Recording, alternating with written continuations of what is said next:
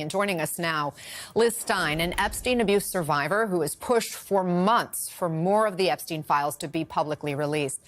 Liz, thanks for being here. As we're all just getting a first look at these emails, what do you make of them?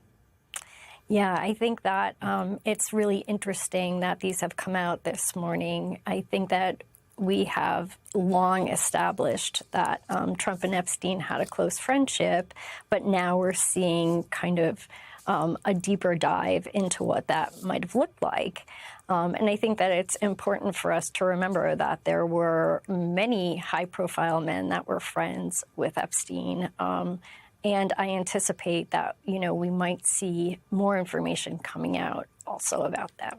It's still a little unclear what some of these emails mean. Epstein, again, writing in 2011 to Maxwell, quote, "I want you to realize that that dog that hasn't barked is Trump." And then Epstein refers to a victim that, quote, "spent hours at my house with him." In a separate email with author Michael Wolff in 2019, Epstein tells Wolff that Donald Trump, quote, "explicitly knew about the girls as he asked Ghislaine to stop." Is this new information to you?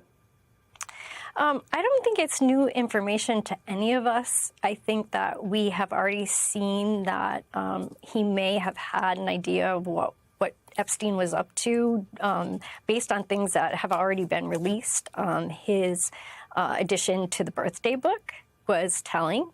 And I think that we're just seeing, like I said, we're seeing a deeper dive into what their friendship looked like. The president, of course, has consistently denied having any knowledge or involvement in Epstein's crimes. Liz, what do you want to hear from the president now? Well, it strikes me as odd that this was a campaign promise of the president, and he has backpedaled on that. And so that's really concerning to me, and it's concerning to all of the survivors.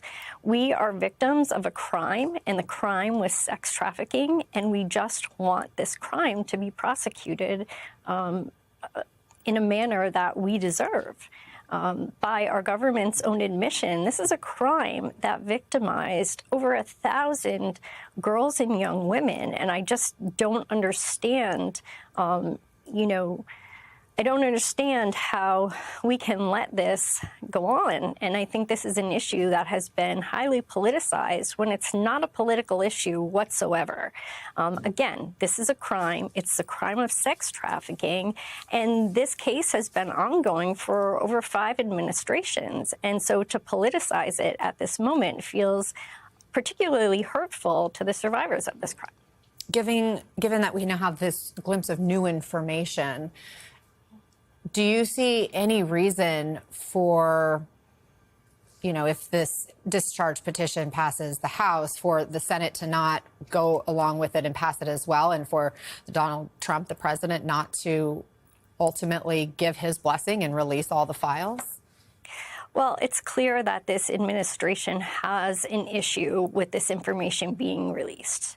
I don't know what their reasons are, but I would really just ask all Republican lawmakers to consider that we are someone's daughter, we're someone's friend, we're someone's granddaughter, we're women that you work with, and to really just refocus and look at it from a more human lens about what was done to us and who perpetrated these crimes.